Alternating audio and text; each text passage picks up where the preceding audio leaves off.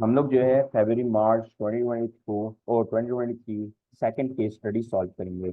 जैसे ही आप फरवरी मार्च 2023 के पेपर पे जाओगे ना, फरवरी मार्च 2023 वेरिएंट 22, ऑब्वियस बात है। तो हमारी जो पहली केस स्टडी का नाम है वो फ्रूट फार्म है, बड़ी आसान केस स्टडी कर लीजिएगा। दूसरी केस स्टडी है वेडिंग गिफ्ट्स। थोड़ी सी मुश्किल केस स्टडी है, मुश्किल इस सेंस में थोड़ा सा जो है ना आपको सोचना पड़ता है, जबकि इस सेंस में जो है ना मुश्किल है। थोड़ा सा एक दफ़ा गो थ्रू कर लीजिएगा। बस इस क्लास का जो है ना प्रीरिक्विजिट ये है कि आप जो है ना पूरी की जो है ना केस स्टडी रीड करेंगे, और मैं जो है ना आपको अभी क्वेश्चन सॉल्व करवा दूंगा। तो पहले केस स्टडी रीड करके आएगा और फिर जो है ना मेरे साथ सॉल्व किएगा। एक का पार्ट वन है identify one factor of production. बड़ा ही आसान है, बच्चों वाली चीज पूछी है। चार हमारे पास फैक्टर ऑफ प्रोडक्शन होते हैं, तो आंसर नंबर वन दे देंगे। अगर नजर नहीं आ रहा तो हम लोग बड़ा कर देते हैं टेक्स्ट। एक सेकंड दीजिएगा, अब आपको के अंदर जा रहा होगा। अच्छा जी, सबसे पहले जो होता है हमारे पास लैंड होता है, इसके बाद आपके पास लेबर होता है, इसके बाद आपके पास कैपिटल होता है, और इसके बाद आपके पास एंटरप्राइज होता है। इतना आपसे पूछा नहीं था, सिर्फ एक पूछा था, और बच्चों वाले मार्क्स होते हैं, आपने याद रखना है। सबसे पहले आपने जो है ना पेपर के अंदर 4 मार्क्स इजीली जेब में डालने हैं, जो कि पहला आंसर होता है 1 मार्क्स वाला, और जो आपका कैलकुलेशन वाला होता है और जो 3 मार्क्स का होता है, ये टोटल बनते हैं 4 मार्क्स, और इजीली आपने अपनी जेब में डालना होता है। सेकंड क्वेश्चन आ जाते हैं, explain the term soul trader. सबसे पहले आपको ये पता होना चाहिए सोल ट्रेडर होता कौन है, ठीक है। अगर मैं यहाँ टैक्स लगा दूं, नहीं आ रहा टैक्स, ठीक है, ये रहा टैक्स मिल गया। अच्छा जी, सोल ट्रेडर कौन होता है? सोल ट्रेडर जो है ना अपना खुद का बॉस होता है, ऑन बॉस होता है, खुद डिसीजन मेकिंग अथॉरिटी ले रहा होता है, डिसीजन मेकिंग अथॉरिटी ले रहा होता है, और जितनी कैरेक्टरिस्टिक्स आपको पता है ना वो सारी की सारी इधर फिट इन आप कर सकते हैं अपने सोल ट्रेडर के अंदर। इसके अलावा आप जो है ये भी लिख सकते हैं कि ये इसके अंदर जो है ना अनलिमिटेड लाइबिलिटी होती है। और याद रखिएगा, जब कभी आपको एक्सप्लेन करने को आ जाए, जब कभी आपको एक्सप्लेन करने को आ जाए, तो आपने उस टर्मिनोलॉजी से रिलेटेड कैरेक्टरिस्टिक्स उसकी बतानी होती है, या उसके एडवांटेजेस और डिसएडवांटेज के ऊपर डिस्कशन करनी होती है, ना कि डेफिनेशन प्रोवाइड करनी होती है। डिफाइन थोड़ी ना बोला उसने, एक्सप्लेन आपको बोला है। इसके अलावा आप ये भी कह सकते हो कि वो जो है ना अपने घर से पैसा लेके आता है, ठीक है, जिसे हम क्या कहते हैं, ओनर्स सेविंग कहते हैं। ओनर सेविंग भी हमारे पास होती है, ओनर सेविंग भी हमारे पास होती है। अच्छा जी, सेकंड क्वेश्चन क्या है? Explain the term soul trader. तो आ जाए एक्सप्लेन करते हैं हम लोग अपनी इस टर्म को, ज़्यादा बेहतर रहेगा, जूम आउट। ठीक है, आंसर नंबर टू हम लोग सॉल्व कर रहे हैं, ठीक है। और सोल ट्रेडर जो है ना इसमें समझाएंगे। चले, आज ये साथ साथ लिखिएगा। Soul trader is a business owned by only one person. It is easy to set up. The sole trader, the sole trader have the unlimited liability। और अब जो है मैं अनलिमिटेड लाइबिलिटी उसकी समझाऊंगा क्या होती है। which means which means the liability the liability of the owner is not limited to the amount invested only. Rather, in the case of business face loss, the owner will have to pay back the losses from his personal wealth from his personal wealth। साथ में लिखिएगा from his personal wealth. अच्छा जी, इसके बाद हम लोग को क्या करना है? The soul trader also the soul trader is his own boss. Which means याद रखिएगा, जो चीज आप स्टेट करते हो उसको आपको समझाना एटलीस्ट आना चाहिए। Which means he have to which means he have the full authority full authority on business decision making. अच्छा जी, आंसर नंबर टू ये सॉल्व हो गया, बहुत ही बच्चों वाला था, और 3 मार्कर का आपको ये क्वेश्चन था। अच्छा जी, इसके बाद कौन सा है? Refer to table 2.1 and other information, calculate the total price of Jo's order. एक दफा वीडियो पॉज करिएगा, जितना आपसे कैलकुलेशन हो सके उतना करके दिखाएगा। अच्छा जी, अब आपने ऑब्वियस बात है, अब आपने जो है ना पॉज करके खोली होगी वीडियो। अब हम आगे चलते हैं। हमें सबसे पहले क्या निकालना है? सबसे आसान चीज जो है इधर आपकी वेरिएबल कॉस्ट है। आप मुझे बताओ, एक स्टार पे आपको कितने डॉलर्स लग रहे हैं? 1.20। और कितने का ऑर्डर आया हुआ है? 250 का। तो सिंपल जाके वेरिएबल कॉस्ट में कैसे कैलकुलेट कर सकता हूँ, ये तो बता सकते होगे यार। अभी मैं आपसे जो है ना कॉस्ट प्लस प्राइसिंग की बात नहीं कर रहा, मैं सिंपल जो है वेरिएबल कॉस्ट की बात कर रहा हूँ। वेरिएबल कॉस्ट की बात कर रहा हूँ। आंसर नंबर 3 लिखते हैं हम लोग, ठीक है, बड़े बच्चों वाला है। सबसे पहले हम लोग जो है ना वेरिएबल कॉस्ट को कैलकुलेट कर रहे हैं। मैंने आपको बोला भाई एक स्टार पे आपको कितने लग रहे हैं, $1.20 लग रहे हैं, और आपको ऑर्डर कितने का आया है, 250 क्वांटिटी का आया हुआ है। तो ये कितने बनते हैं, अगर आप कैलकुलेटर में डालें तो आपके पास $300 जो है आपके वेरिएबल कॉस्ट बनते हैं। अब नेक्स्ट पे आ जाएं। अब हम बात करते हैं आपसे टोटल कॉस्ट की। टोटल कॉस्ट का फॉर्मूला क्या होता है, variable cost plus total fix cost होता है। Total variable cost plus total fix cost होता है। तो क्या कोई बता सकता है कि वेरिएबल कॉस्ट है कितनी? ऑब्वियस बात है, ऊपर अभी निकालिए 300 है। क्या कोई मुझे बता सकता है टोटल फिक्स कॉस्ट है कितनी? जाओ पेपर के अंदर जाओ ना, बताओ ना। ये देखो $150 आ रही है, ठीक है, $150 आ रही है। चलो लिख देते हैं हम लोग, $150 आ रही है। क्या मुझे कोई बता सकता है टोटल कॉस्ट कितनी आ रही होगी? कोई बता सकता है टोटल कॉस्ट कितनी आ रही होगी? तो कैलकुलेट करके बता दे मुझे। $450 हमारे पास आ रही है। अच्छा जी, ये तो हमारे पास हो गई टोटल कॉस्ट। अब मुझे आप ये बताएं कॉस्ट प्लस प्राइसिंग निकालते कैसे? कॉस्ट प्लस प्राइसिंग निकालने का एक फॉर्मूला होता है। कॉस्ट प्लस प्राइसिंग निकालने का ये फॉर्मूला होता है, जो आपकी टोटल कॉस्ट आ रही है उस पे आप क्या करते हैं, मल्टीप्लाई करते हैं मार्कअप की वैल्यू को, ठीक है। मार्कअप बेसिकली आपका प्रॉफिट होता है। मार्कअप क्या होता है, बेसिकली आपका प्रॉफिट होता है। बेसिकली आप कॉस्ट के ऊपर जब ये परसेंटेज निकालते हैं तो आपके पास क्या आ जाती है, प्रॉफिट की वैल्यू आ जाती है। तो जरा करके दिखाओ ना, जरा करके दिखाओ, बताओ मुझे पास टोटल कॉस्ट कितनी है, $450 है, और हमारे को पीछे मार्कअप की वैल्यू कितनी दी हुई थी, 50% दी हुई थी। क्या कोई निकाल सकता है कितना प्रॉफिट आ रहा होगा आपका? कोई बता सकते हैं? जी बता सकते हैं, $2 to $5 आपका क्या आ रहा होगा, प्रॉफिट आ रहा होगा। अच्छा जी, अब क्या हमारी सेलिंग प्राइस आ गई? नहीं, सेलिंग प्राइस तो नहीं आया। सेलिंग प्राइस को कैलकुलेट कर लेते हैं। सेलिंग प्राइस के कैलकुलेट करने का बड़ा ही आसान फॉर्मूला होता है। फॉर्मूला क्या होता है सेलिंग प्राइस के कैलकुलेट करने का, वो भी देख लेते हैं। बड़ा ही आसान होता है। अगर आप अकाउंट के स्टूडेंट हैं, यूं छुट्टियों में कर रहे होंगे ये, अगर नहीं है तो ये तो बड़ा ही आसान कैलकुलेशन है, इसमें कोई मुश्किल की बात तो है ही नहीं। प्रॉफिट का फॉर्मूला होता है cost plus profit, oh sorry cost, हाँ, cost plus profit equals to selling price आपके पास आ जाती है। Cost plus profit equals to selling price आपके पास आ जाती है। कॉस्ट कितनी थी आपके पास, 450 थी। प्रॉफिट कितना था आपके पास, अब ये भी आया $2 to $5 आ रहा था। क्या कोई कैलकुलेट करके मुझे बता सकता है कि टोटल सेलिंग प्राइस कितनी आ रही होगी? टोटल सेलिंग प्राइस कितनी आ रही होगी? $675 आ रही होगी। इस पर आपको कितने मार्क्स मिल जाएंगे? सिंपल 3 मार्क्स उठा के वो दे देगा। अच्छा, मैं इसी कैलकुलेशन की बेसिस के ऊपर थोड़ी अपनी ये जो ना दूसरी कैलकुलेशन भी कर रहा हूँ कि आगे जो है ना मुझे एनालिसिस करने में मदद हो और नेक्स्ट पार्ट को जो है ना एक्सप्लेन करने में आसानी हो। जरा करके दिखाता हूँ मैं आपको। क्या मैं जो है ना पर यूनिट सेलिंग प्राइस निकाल सकता हूँ? क्या मैं पर यूनिट सेलिंग प्राइस निकाल सकता हूँ? ये तो टोटल सेलिंग प्राइस है ना, ये किसका टोटल सेलिंग प्राइस? 250 यूनिट जब आप बेच दोगे तो ये आपके पास टोटल अमाउंट आ जाएगी, टोटल अमाउंट आ जाएगी। टोटल अमाउंट आपके पास 675 आ रही होगी। मगर मेरे को पता है कि पर यूनिट अगर मैं सेलिंग प्राइस निकालना चाहूँ, अगर मैं पर यूनिट सेलिंग प्राइस निकालना चाहूँ तो कैसे क्या निकालते हैं, मैं टोटल सेलिंग प्राइस ऊपर लिखूंगा, नीचे जो है ना 250 क्वांटिटी से मैं डिवाइड कर दूंगा, तो मुझे जो है ना मुझे एक पर यूनिट का मिल जाएगा। अगर आप कैलकुलेट करें तो आपके पास $3 आ जाएगा। एक और चीज भी निकाल सकता हूँ। आपको पता है कि ये आपका टोटल प्रॉफिट है। कौन सा प्रॉफिट है आपका? Total profit. आपको कौन सा प्रॉफिट है? Total profit. अगर मैं प्रॉफिट मार्जिन निकालना चाहूँ, मतलब कि पर यूनिट प्रॉफिट निकालना चाहूँ, तो निकाल सकता हूँ, बिल्कुल निकाल सकता हूँ। सेम फॉर्मूला आपके पास। आप जाके प्रॉफिट ऊपर लिखो, नीचे जो है डिवाइड बाय क्वांटिटी कर दो, तो ये 250 क्वांटिटी कर दो, तो आपके पास क्या आ जाएगा, $0.9 का आपके पास आ जाएगा। आप ऐसे जो है ना कॉस्ट के साथ भी कर सकते हैं और डिफरेंट एनालिसिस भी कर सकते हैं। कैसे करेंगे, 450 को डिवाइड कर देंगे क्वांटिटी से, तो आपके पास पर यूनिट जो है ना कॉस्ट आ जाएगा। अच्छा जी, हमारे को 3 मार्क्स मिल गए, बड़ा ही आसान था। आगे बढ़ते हैं, आगे बढ़ते हैं। अच्छा जी, नेक्स्ट क्वेश्चन पे आते हैं। नेक्स्ट क्वेश्चन क्या है हमारा, देख लेते हैं।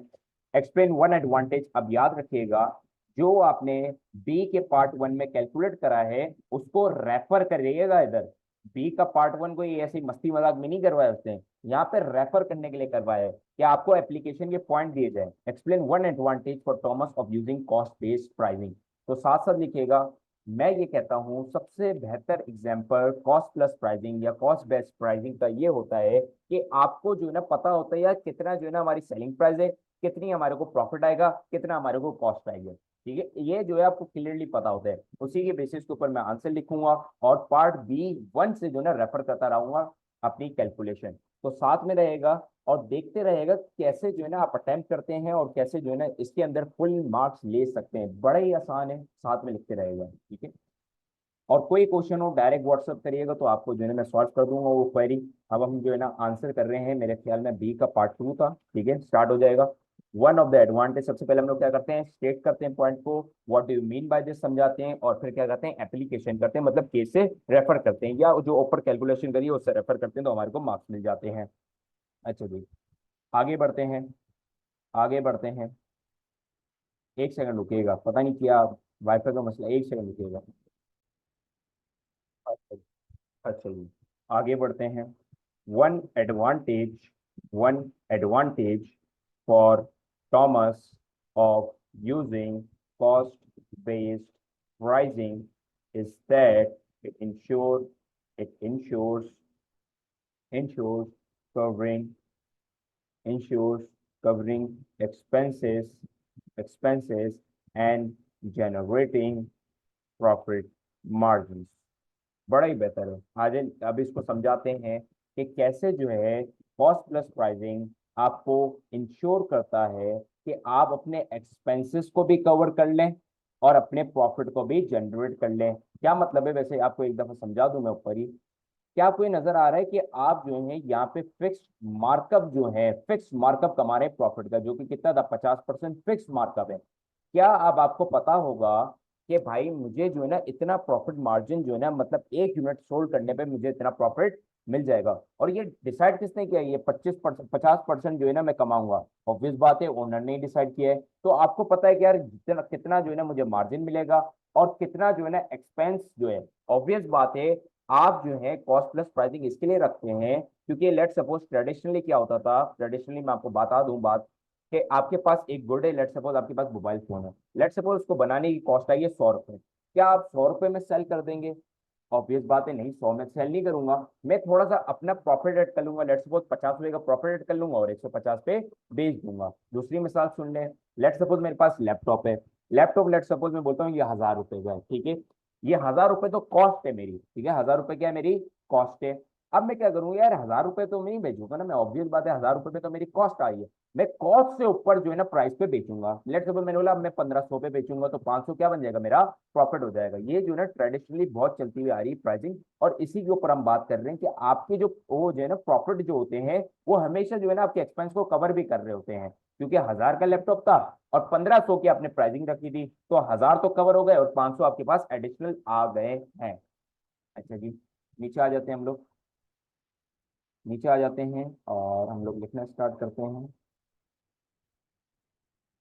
अच्छा जी, लिखना स्टार्ट करते हैं प्रॉफिट मार्जिन। अब इसको समझाएंगे। This means that this pricing strategy ensures that expenses including all expenses including materials materials, labor and overheads are covered while generating a profit margin as it can be seen का मतलब क्या होता है, मैं अब केस स्टडी से refer करने जा रहा हूँ। as it can be seen that Thomas have recently received the order from Joe and Thomas apply the same pricing strategy। अब मैं बी वाले जो ऊपर वाला जो पार्ट किया है ना, और उसकी जो कॉस्ट स्ट्रेटेजी हम लोग ने निकाली है, वो अब सारी की सारी यहाँ पे डिस्कस करूंगा। जो इसने कोटेशन जो जो को भेजा है वो सारी की सारी अभी मैं डिस्कस करूंगा। Same pricing strategy, same pricing strategy and calculates the cost of $450 and adds up a markup markup of 50% of 50%। इसको ब्रैकेट में डाल के इसकी वैल्यू लिख लेते हैं, जो कि $2 to $5 है आपकी, ठीक है। At a markup of $2 to $5 and sets price for $675। इसको हम लोग जो है ना एडिशनल इन्फॉर्मेशन भी दे देते हैं, $3 फॉर ईच प्रोडक्ट। जो मैंने ऊपर जो कैलकुलेट करी थी वो भी हमने इस्तेमाल कर ली। To cover up expenses, for example designing designing the gifts designing the gifts will require small stars and also reflect the value of his product. मैं बेसिकली एग्जांपल इसके लिए दी, मैं ये बताना चाह रहा हूँ कि भाई जितनी भी आपकी कॉस्ट आ रही है, चाहे वो वेरिएबल हो चाहे आपकी फिक्स कॉस्ट हो, उसके ऊपर ही मार्कअप चार्ज किया जाता है। जैसे कि एग्जांपल लेते हैं लैपटॉप की, ठीक है, 1000 रुपए क्या थी कॉस्ट थी, वैसे इसने क्या बोला होगा, यार मेरे स्मॉल स्टार्स की जो है ना इतनी कॉस्ट है, मेरी फिक्स कॉस्ट इतनी है, जो कि टोटल कितनी बन रही थी, $450 बन रही थी, उसके ऊपर जो है मैं कितने कमाऊंगा, $225 कमाऊंगा। $450 तो कॉस्ट है, उसके ऊपर मैं कितने कमाऊंगा, $225 कमाऊंगा, और मार्केट के अंदर कितने की बेच दूंगा, 675। इसका मतलब क्या होगा, जब आप 675 की बेच दोगे तो $450 आपकी कॉस्ट भी कवर हो जाएगी और आपके पास प्रॉफिट मार्जिन भी आ जाएंगे। अच्छा जी, नेक्स्ट पार्ट पे आते हैं। Analyse one advantage and one disadvantage for Thomas of giving जो द ऑर्डर फॉर फ्री। अच्छा जी, एडवांटेज के ऊपर तो आप बहुत ही ज्यादा बातें कर सकते हैं, मगर याद रखिएगा डिसएडवांटेज के ऊपर जो है ना बहुत कम बात होगी, या हम लोग चलें मुनासिब कर लेंगे। मगर एडवांटेज तो बड़ा ही आसान है यार। आप अपनी रियल लाइफ के अंदर अगर आप सोशल मीडिया इस्तेमाल करते हैं, इंस्टाग्राम इस्तेमाल करते हैं, तो इंस्टाग्राम पे यही तो हो रहा होता है कि आपके पास कोई इन्फ्लुएंसर आ रहा होता है, इन्फ्लुएंसर की शादी हो रही होती है, तो वो कोई प्रोडक्ट को जो है ना इंडोर्स कर रहे होते हैं। बेसिकली वापसी मार्केटिंग की टर्मिनोलॉजी मैंने इस्तेमाल करी है, प्रोडक्ट इंडोर्समेंट जिसे हम कहते हैं। प्रोडक्ट की जो है ना इंडोर्समेंट कर रहे होते हैं सेलिब्रिटी खड़े हुए, ठीक है। लेट्स सपोज अमिताभ बच्चन आ गया और अमिताभ बच्चन ने बोला मैंने जो है ना ये देखो, ये मैंने शेरवानी पहनी है, या मैंने जो है सलवार कमीज पहना है, और ये जो है ना फलाने ब्रांड का है, ठीक है। या हमारे यहाँ का जो है ना कोई भी सेलिब्रिटी आता है और बोलता है, लेट्स सपोज हम लोग ने जो है ना जे डॉट का जो है ना शलवार कुर्ता पहना है, तो पॉसिबल है कि भाई आपकी क्या हो रही हो, प्रोडक्ट इंडोर्समेंट हो रही है। इससे क्या होता है, आपके पोटेंशियल कस्टमर अट्रैक्ट होते हैं, इसकी वजह से आपकी ब्रांड लॉयल्टी भी इंक्रीज होती है, इसकी वजह से आपकी ब्रांड अवेयरनेस भी इंक्रीज होती है, इसकी वजह से आपकी ब्रांड इमेज भी वो जो है ना इम्पैक्ट होती है, पॉजिटिवली इम्पैक्ट होती है। तो बहुत ज्यादा बातें हैं इस पे करने के लिए, मगर जो है ना मैं थोड़ा सा हाथ कंट्रोल करके लिखूंगा। अगर आप लिखना चाहे अपनी इंफॉर्मेशन के लिए और अपने हाथ को खोलने के लिए, तो आप जितना चाहे लिख सकते हैं, ठीक है। सबसे पहले हम लोग जो है ना एडवांटेज के ऊपर बात करेंगे, फिर डिसएडवांटेज के ऊपर बात करेंगे। और हमें पता है 8 मार्कर के ऊपर क्या स्ट्रक्चर होता है, पहले आप इंट्रो देते हो और फिर 2 पैराग्राफ देते हो। अब देखिए यहाँ पे जो है ना इंट्रो कोई बन नहीं सकता। अब आप बताएं मुझे, कोई यहाँ पे आपको टर्मिनोलॉजी नजर आ रही है, नहीं नजर आ रही। मगर मैंने आपको ये बोला कि यार प्रोडक्ट एंडोर्समेंट जो है ना पॉसिबल है, ठीक है। इसके अलावा मैंने आपको बोला मार्केटिंग, ठीक है, मार्केटिंग पॉसिबल है। तो आप मार्केटिंग की डेफिनेशन भी दे सकते हैं, प्रोडक्ट एंडोर्समेंट की भी दे सकते हैं, जो आपको सेंस बने उसकी आप डेफिनेशन प्रोवाइड कर दीजिएगा। ठीक हो गया। अच्छा जी, हम लोग डायरेक्ट जो है ना एडवांटेजेस के ऊपर जा रहे हैं, और आप मेरे साथ साथ लिख रहे होंगे, और आपकी स्पीड भी जो है मेरी जैसी होगी, ठीक है, तेजी वाली।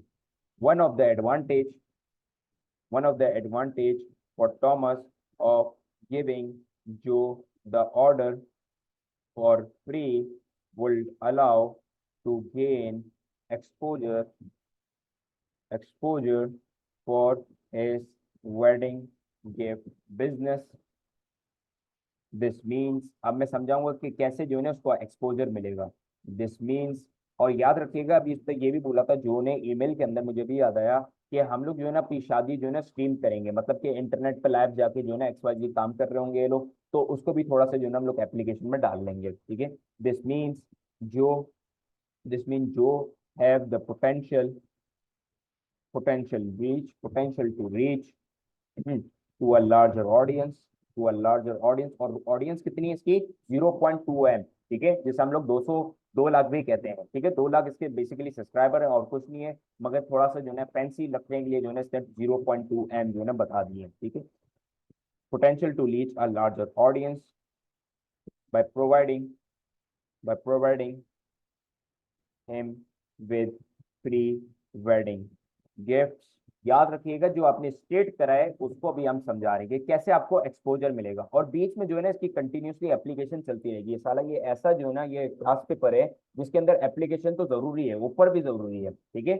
अगर मैं कोई सेपरेट पैराग्राफ बना रहा हूँ तो आपको मैं जो है ना हाईलाइट कर दूंगा, वरना जो है ना मैं लिख रहा हूँ, ठीक है। But providing him with free wedding gifts, तो क्या होगा, with free wedding gifts Thomas can potentially tap into Joe's network, और जोस का नेटवर्क क्या है, 0.2 M वाला है। Tap into Jo's network of 0.2 million network of 0.2 million followers also, as it can be seen. ठीक है, अब रेफर भी कर लेते हैं. as it can be seen, Joe's wedding, which which will be which will be streamed online, which will be streamed online, offers an opportunity offers an opportunity for Thomas product to be showcased to a wider audience and this is likely to attract new customers and increasing the brand visibility, जिसे हम जो है ना brand awareness भी कहते हैं. अब आ जाते हैं हम लोग डिसएडवांटेज के ऊपर बात करने के लिए. ठीक है, डिसएडवांटेज के ऊपर बात करते हैं. वन ऑफ द डिसएडवांटेज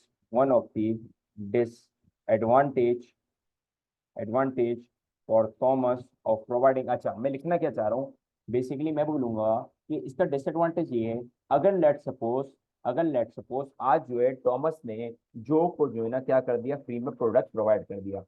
ठीक है, अब क्या हुआ, लेट सपोज अब जो है ना कल एक और जो है ना सेलिब्रिटी या इन्फ्लुएंसर की जो है ना शादी है, और लेट सपोज उसके पास जो है ना 100 के जो है ना फॉलोअर्स हैं. वो क्या बोलेगा, जी मुझे भी थोड़ा सा जो है ना फ्री में प्रोवाइड कर दे, मैं भी जो है ना अपनी वाइडर ऑडियंस को दिखाऊंगा. ठीक है, फिर क्या होगा, लेट सपोज एक और बंदा आएगा जिसके जो है ना 50,000 फॉलोअर है, वो भी बोलेगा जी हमारे को भी थोड़ा सा फ्री में दे दे, हमारी भी वेडिंग है तो थोड़ा सा जो है ना अच्छा हो जाएगा. ठीक है, लेट सपोज अब क्या होगा, आपके पास ऑडियंस आएगी मतलब कि जो 50,000 फॉलोअर्स के जो होंगे, लेट सपोज एक इन्फ्लुएंसर है जिसके लेट सपोज 50,000 फॉलोअर हैं, तो उसकी जो कस्टमर और जो ऑडियंस है वो हमारी कस्टमर बन के आएगी. वो भी बोलेगी जी आप जो है ना हमारे को थोड़ा सा डिस्काउंट दे दीजिए, जैसे कि आपने उनको फ्री में दे दिया थोड़ा सा हमें भी डिस्काउंट दे. तो फकीरपन स्टार्ट हो जाएगा, बेसिकली आसान जबान में बोलूँ तो फकीरपन जो है ना स्टार्ट हो जाएगा आवाम का.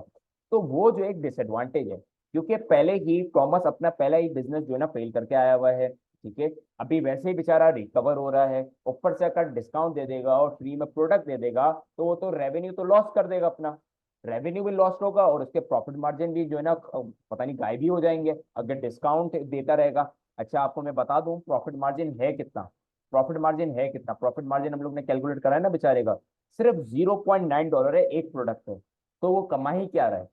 ठीक है, वो कमाई क्या रहा है. ठीक हो गया, तो वही मैं बताना चाह रहा हूँ बेसिकली कि अगर किसी को पता चल गया कि जो ने ओ थॉमस ने जो की शादी के लिए फ्री प्रोडक्ट जो है ना अरेंज करवा दिए, तो डिफरेंट तरह की इसके पास जो है ना ईमेल आएंगी, जैसे जो की ईमेल आई थी वैसे दूसरे लोग भी इसको ईमेल करेंगे. तो इसी के ऊपर जो है ना हम लोग पूरा का पूरा पैराग्राफ जो है ना डेडिकेट करेंगे. One of the one of the disadvantage for Tom's. ठीक है, one of the disadvantage for Thomas spelling में पता नहीं क्यों गलत कर रहा है, of providing free gift is that other customers other customers would expect similar treatment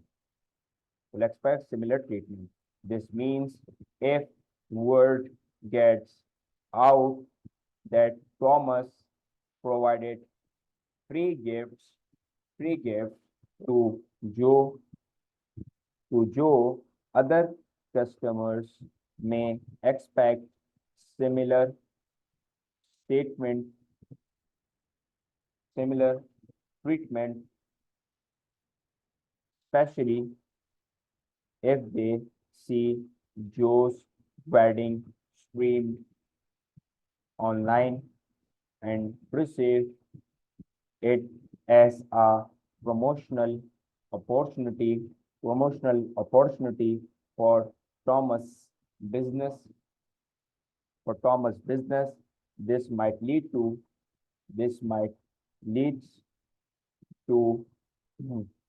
lots of message being received to Thomas for free or heavily discounted for free or heavily discounted products which might erode his profit margins of $0.9 and the financial undermine the financial sustainability of his business। ठीक है, ये एक simple answer हम लोग ने create करने की कोशिश करी इसके लिए। ठीक है, और ये थोड़ी सी बीच में स्पेलिंग गलत भी हो जाती है, स्ट्रीम, रिसीव और रिसीव। अच्छा जी, नेक्स्ट क्वेश्चन पढ़ते हैं। हमारा कौन सा क्वेश्चन है? हमारे पास आंसर नंबर डी है। ठीक है, हमारे पास आंसर नंबर डी है। क्वेश्चन पढ़ते हैं और स्टार्ट करते हैं। क्वेश्चन जरा रीड करें, क्वेश्चन जरा रीड। अच्छा जी, तो आप बताएं क्वेश्चन क्या है। बड़े ही आराम से वाला तो क्वेश्चन मैं पढ़ूंगा, जितनी तेजी से मैंने पास पेपर कंप्लीट किया है। अच्छा, पास पेपर जल्दी कंप्लीट करने का एक पर्पज होता है, वो पर्पज ये होता है कि आपको जो है प्रेशर में डाला जाए। ठीक है, प्रेशर में क्यों डाला जाए? क्योंकि पेपर के अंदर आप भी कुछ इसी तरह जो है ना सोच रहे होते हैं, और इसी तरह जो है ना कुछ आप क्वेश्चंस अटेम्प्ट कर रहे होते हैं, और कुछ ही इसी तरह जो है ना आपकी जो है ना गलतियां होती हैं। खैर, इसमें तो मैंने गलती नहीं करी है। ठीक है, मगर आपकी जो है गलतियां पॉसिबली चांसेस ये हैं कि हो रही होती हैं।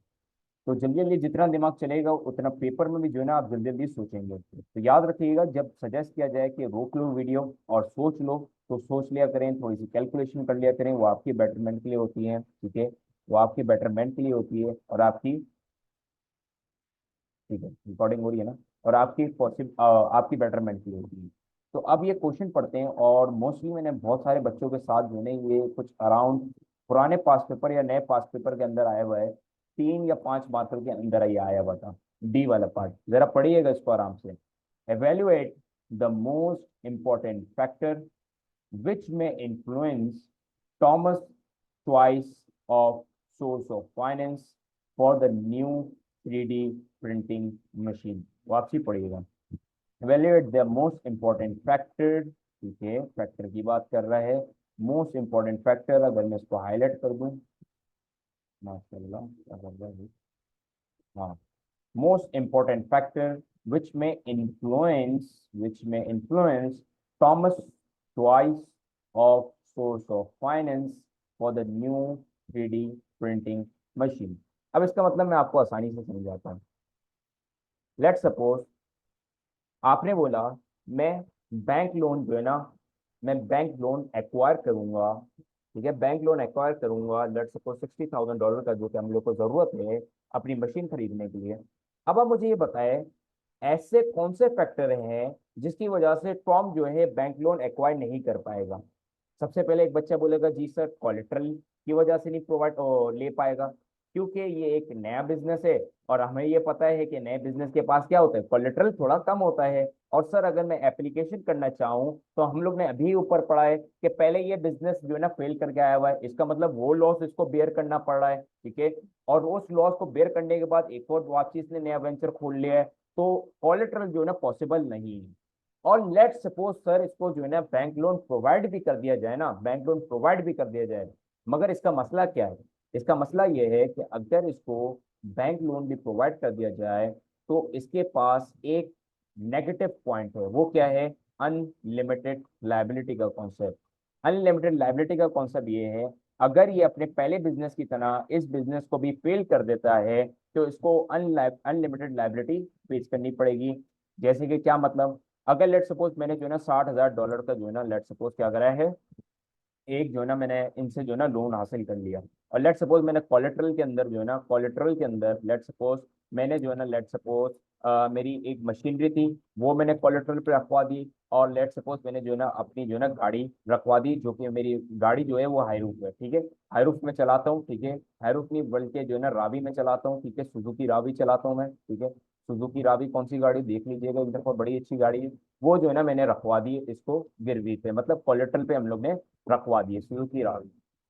बड़ी अच्छी गाड़ी, एक दफा देखना बनता है इस गाड़ी को। ठीक है, पहले देख लीजिएगा, फिर हम लोग आगे बढ़ेंगे। ठीक है, सुजुकी रावी जो है ना इसके पास गाड़ी है। अच्छा जी, ये प्यारी सी गाड़ी जो है ना इसके पास है। ठीक है, ये गाड़ी में जो है ना बिजनेस चलाता है। ठीक हो गया, बड़ी अच्छी गाड़ी है।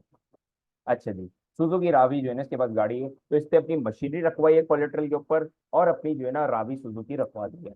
अब मसला क्या हुआ, लेट सपोज इन फ्यूचर जो है ना ये इसका बिजनेस फेल हो गया, ये जो है ना बैंक लोन प्रोवाइड नहीं कर पाया, तो सबसे पहले बैंक आएगा, बैंक आएगा, वो बोलेगा बेटा ये जो भी कोलेट्रल अब आपके नाम पे था वो किसके नाम पे हो गया, बैंक के नाम पे हो गया है। तो बैंक क्या करेगी, मशीनरों को लेगी और इसकी गाड़ी को लेगी और सबसे ज्यादा पहले क्या करेगी, सेल कर देगी मार्केट के अंदर। और लेट सपोज उसने जब मशीनरी और गाड़ी जब सेल करी तो सिर्फ जो है $40,000 जो है ना रिकवर हो सके हैं। इसका मतलब 60,000 की इसने आपके उधारी ली थी और सिर्फ इसकी मशीनरी और गाड़ी बेचने के बाद $40,000 जो है ना हमारे को रिसीव हुए।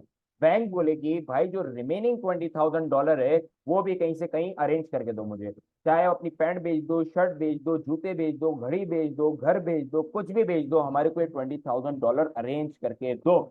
समझ आ रही है, जिसकी वजह से क्या होता है, in future soul trader bank का शिकार हो सकता है। तो बेसिकली आप पे ये क्वेश्चन ये कहना चाह रहे हैं, अगर आप कोई सोर्स ऑफ फाइनेंस जो है ना अडॉप्ट करने चाह रहे हो या एक्वायर करने जा रहे हो तो वो ऐसे कौन से फैक्टर है जो कि इन्फ्लुएंस करेंगे इन सोर्सेज ऑफ फाइनेंस को या थॉमस को। ठीक हो गया, सिंपल क्वेश्चन था। अगर इसको तोड़ दिया जाए तो इसमें मैंने ये सोचा है कि एक चीज तो मैं आपको लिखवा दूंगा जो कि बैंक लोग की डिस्कशन थी। अब दूसरी चीज आप लिखेंगे, एवेल्युएशन मेरे ऊपर है, एवेल्युएशन हैवी मार्कर होता है 6 मार्कर, वो मेरे ऊपर है, मैं लिखवाऊंगा एवेल्युएशन। एक और एक पैराग्राफ मैं लिखवाऊंगा, 12 मार्कर के अंदर 2 पैराग्राफ होते हैं और एक एवेल्युएशन का होता है और इंट्रो पैराग्राफ होता है। अगर आपने ये सोच लिया कि इंट्रो पैराग्राफ के अंदर आप क्या लिखेंगे, इसका मतलब आप अभी तक चीते हो गए। ठीक है, स्टॉप करिएगा वीडियो यहाँ पे और सोच के जो है जरा लिखिएगा।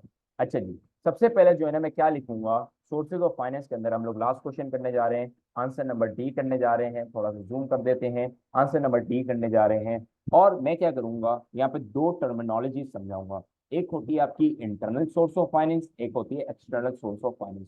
अगर आपने ये दोनों चीजें रिवाइज करनी है डिटेल के अंदर तो मेरी लास्ट मिनट रिवीजन जो है ना वीडियो डली हुई है। ठीक है, जितने भी स्टूडेंट पढ़ रहे हैं लास्ट मिनट रिवीजन जो है 1 घंटे की वीडियो पड़ी हुई है, अगर उसको आप फास्ट फॉरवर्ड आगे करके पहुंचाएंगे तो बीच में आपको कई सोर्सेज ऑफ फाइनेंस मिल जाएंगे। तो इंटरनल और एक्सटर्नल सोर्सेज ऑफ फाइनेंस को मैं एक्सप्लेन करूंगा। अभी आपको समझ आ जाएगा मैं इंटरनल सोर्स ऑफ फाइनेंस क्यों कर रहा हूँ और एक्सटर्नल क्यों कर रहा हूँ।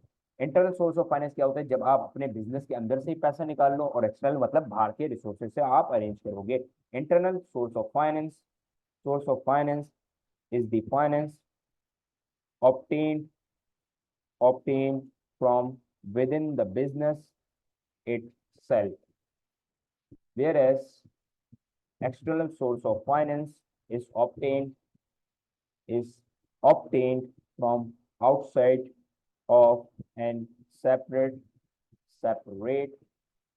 separate from the business। अच्छा, ये हम लोग को क्या मिलते हैं यहाँ तक अगर हम लोग समझा देंगे तो हमारे को नॉलेज के मार्क्स मिलेंगे, और नॉलेज के मार्क्स कितने मिल जाएंगे, 1 मार्क्स मिल जाएंगे, मतलब कि 12 में से 1 मार्क्स मिल गया तो 11 मार्क्स अब आपके पास रह गए हैं। तो पहले पैराग्राफ में आएंगे और अभी हम लिखना स्टार्ट करेंगे। One of the most important factor which may influence Thomas, which may influence Thomas' choice of sources of finance for the new 3D printing machine is the flexibility। अभी मैंने स्टेट करा है, स्टेट को कौन बेहतर तरीके से समझा सकता है वो बड़ा ही इंपॉर्टेंट है। This means Thomas is the sole trader, Thomas is the sole trader and obtaining finance, साथ में लिखते रहेगा, and obtaining finance and obtaining finance from external। थोड़ी सी मैं राइटिंग स्पीड तेज कर रहा हूँ।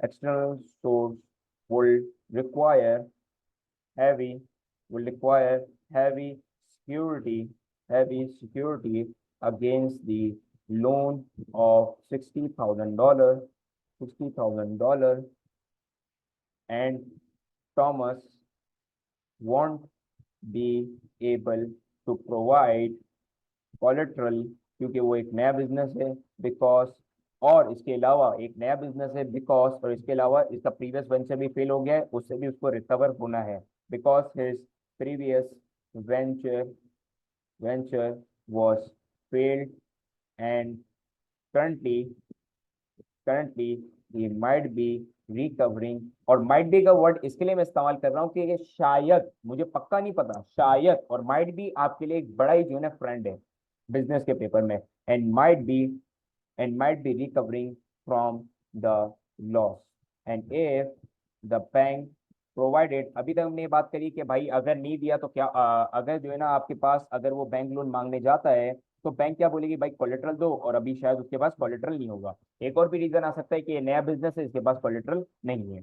और हम बात कर रहे हैं अगर लेट सपोज उन लोग ने दे भी दिया इसको, ठीक है, रावी सुजुकी और मशीनरी रख के इसको दे भी दिया, तो क्या नुकसान हो सकता है, वो क्या अनलिमिटेड लाइबिलिटी है। And if the bank provided and if the bank provided the loan,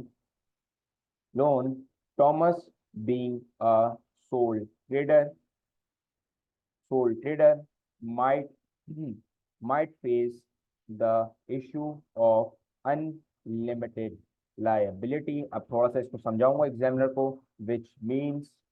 which means if Thomas is unable to pay the liability, he needs to sell all the valuable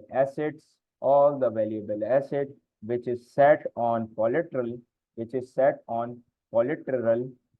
and if still liability, जैसे कि हम लोग ने बोला था Ravi Suzuki भी बेच दी, machinery बेच दी, और फिर भी लायबिलिटी बची हुई है, तो आप क्या बोलेगा, पैंट भी बेचो बेटा, शर्ट भी बेचो, जूते भी बेचो, घड़ी भी बेचो, and if still liability is not fully recovered, so Thomas needs to sell his assets personal assets as well, which might cause bankruptcy for Thomas।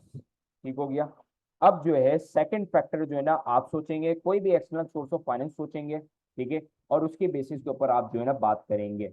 Let suppose मैं बोलता हूँ डिबेंचर्स, भाई डिबेंचर तो इशू ही नहीं कर सकता ये, ठीक है ना, डिबेंचर तो इशू ही नहीं कर सकता ना, पहली तो इसकी बात ना, इसके पास जो है ना इतनी औकात है, सिंपल वर्ड में मैं कह रहा हूँ ना, इनके पास इतनी औकात है, क्योंकि अभी तो नया बिजनेस है, बेचारे के पास वैसे ही जो है ना इतना मसला चल रहा है, ऊपर से साला प्रॉफिटेबल बिजनेस है, ऊपर अगर आपने पढ़ा हो ये एक प्रॉफिटेबल बिजनेस है, मगर इसके पास पैसा नहीं है, बड़ा ही अजीब बात है। प्रॉफिटेबल बिजनेस है, ठीक है, मगर इसके पास कोई रिटेन प्रॉफिट्स नहीं है। आप मुझे बताओ कि भाई रिटेन प्रॉफिट्स ही नहीं होगा इसके पास, तो भाई आप री इन्वेस्टमेंट कैसे करोगे।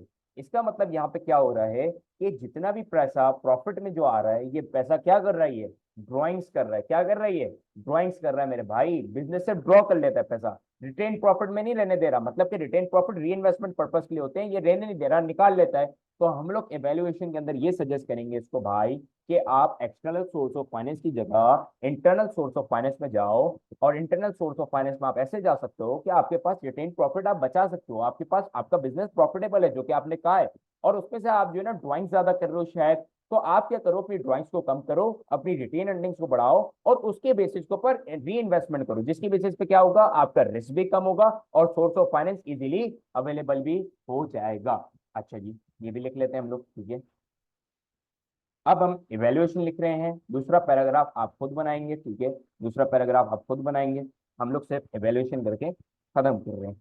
टू कंक्लूड, और जो भी पैराग्राफ बनाए तो वो क्या करे, सिंपल मुझे व्हाट्सएप पर उठा के भेज दे, तो मैं उसको चेक करके बता दूंगा क्या सही लिखा है गलत लिखा है। To conclude, Thomas should avoid obtaining the external source of finance as it is risky for the WG and Thomas as well, क्योंकि सोल ट्रेडर के लिए बिजनेस भी एक होता है और वो खुद एक ही एंटिटी बना हुआ होता है, जो बिजनेस के ऊपर आएगा वो उसके ओनर पे आएगा, मगर प्राइवेट और पब्लिक लिमिटेड कंपनी में ऐसा नहीं होता। अगर कोई चीज बिजनेस के ऊपर आ रही तो ओनर एक सेपरेट आइडेंटिटी है, ओनर के ऊपर कुछ नहीं आएगा, वो आपके बिजनेस के ऊपर इंपैक्ट आएगा। ठीक हो गया, आगे बढ़ते हैं। For the WG and Thomas as well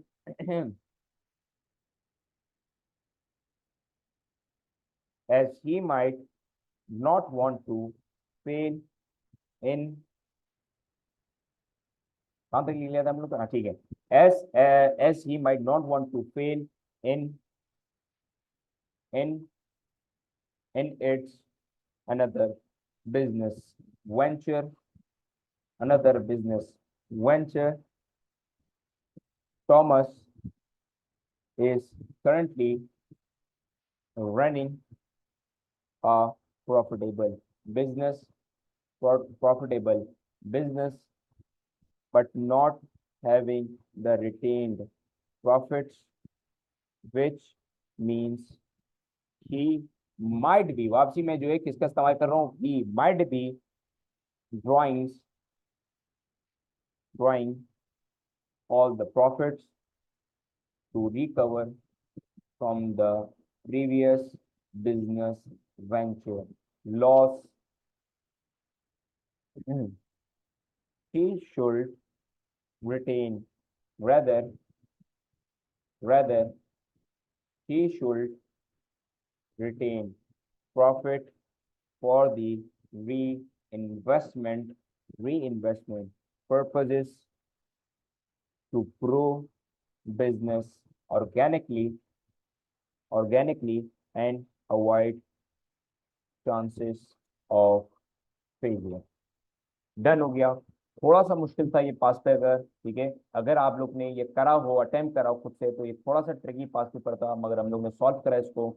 एक दफा वापसी रीड करिएगा इसके आंसर, और लास्ट क्वेश्चन का जो है सेकंड पैराग्राफ आप खुद कंस्ट्रक्ट करके मुझे भेजिएगा। ठीक हो गया। अल्लाह।